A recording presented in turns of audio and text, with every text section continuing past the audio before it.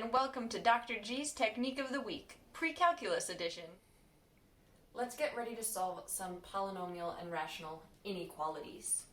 Step 1 is always to get all terms on one side of the inequality with just 0 left on the other side. So in this example, we can just subtract all of our terms off the right-hand side, which will give us x to the 4th plus x cubed minus 8x squared minus 12x greater than or equal to 0. The second step is to replace our inequality with an equal sign and find all of the solutions to this polynomial equation. We can do that by factoring. It's really clear that we can pull an x out since each of our term has at least one factor of x. And then we can factor this cubic by finding all possible rational roots using the rational root theorem, trying them out until we find one, and then using synthetic division or long division to factor that completely. So I'll start you off with a hint here so you can spend a little less time on your factorization, that one of those factors is x minus 3. Take a moment to complete that factorization now so that we can find the roots. Right, and you end up with our remaining factors being a double factor of x plus 2. So the solutions to this equation then are when x is equal to 0, when x minus 3 is equal to 0, or when x plus 2 squared is equal to 0. In other words, when x is 0, when x is 3, or when x is equal to negative 2. These give us our three important places where the polynomial on our left-hand side here is equal to 0.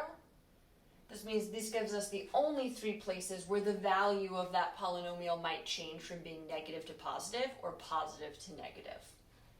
So, returning back now to our inequality with greater than or equal to, we want to look at when this polynomial is positive and when it's negative, and we can do that by looking at the sign of each of the individual factors. It's helpful to organize our work, finding the sign of this polynomial on each interval in a table, and I like to use a number line to outline the different columns that we need in that table. So on our number line, I'm going to put our three important values of x, our three zeros of that polynomial, which are negative 2, 0, and 3, and this divides the number line into 4 regions on which we would like to find the sign. We can find the sign of x equal to, which is our first factor. We can find the sign of x minus 3, our second factor, our sign of x plus 2 squared, which is our third sort of double factor, and then if we call our full polynomial here f of x, then we can also look at the sign of f of x. All right, so x is negative if x is less than 0, right? So to the left of negative 2, it'll be negative, but also between negative 2 and 0, but to the right of 0, it will then be positive. X minus 3 is going to be negative anytime x is less than 3, but positive if x is bigger than 3. X plus 2 squared, since it's a value squared, is always going to be positive unless it's 0. And it's only 0 when x is right at negative 2. And now if we want to look at when f of x is positive and negative, we can just multiply our negatives and positives together. So here we have 2 negatives, so our answer will be positive. Here we have 2 negatives again, so positive. Here we only have one negative, so we have a negative times a positive, which is negative, and here we have all positives, so we'll have only positive values. Now going back to our inequality, we want when things are greater than or equal to 0. So greater than is good, all of our positive signs for f of x. And equal to 0 is also good for greater than or equal to, and we know that that happens at each of these zeros of our polynomial. So anywhere from 0 going down to negative infinity, and anywhere starting from 3 and going up to positive infinity gives us a non-negative value for the polynomial on the left-hand side here.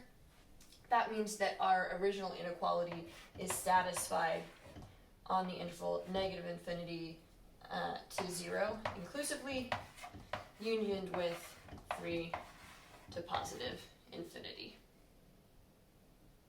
Now let's consider solving a rational inequality. So we have a fractional equation with polynomial numerator and denominator. The first step is exactly the same as it was for solving a polynomial inequality. We want to get all terms on the left-hand side of the inequality with a 0 on the right. So we have 3 on the right-hand side. We're just going to subtract 3 off.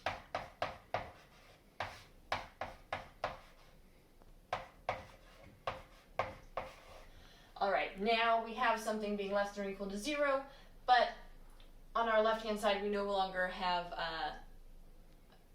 a sort of standard form for a rational function.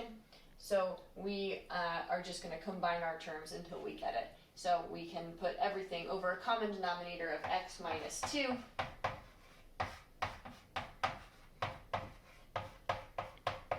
So that we can actually then subtract these two terms. We'll have 4x minus 3x to give us x, and then negative 5 minus negative 6.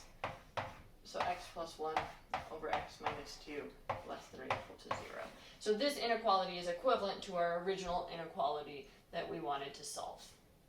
Now, step 2, just like in a polynomial inequality, we want to find any important points at which the sign, positive or negative, of this rational function on the left-hand side might change. So that will happen anywhere that is equal to 0, which happens if the numerator is equal to 0. The sign might also change anywhere that we have a vertical asymptote, which will happen if the denominator is equal to 0. Since that will be a place where we have a hole in our domain. And that happens when x is equal to 2. So now when we set up our table of signs, our important points on the number line are negative 1 and 2. And the terms that we want to consider x plus 1, x minus 2, and then our full rational expression. So take a moment, fill out this table on each interval less than negative 1, between negative 1 and 2, and greater than 2 for x plus 1, x minus 2, and x plus 1 over x minus 2 now. All right, so x plus 1 is negative whenever x is less than negative 1 and otherwise positive.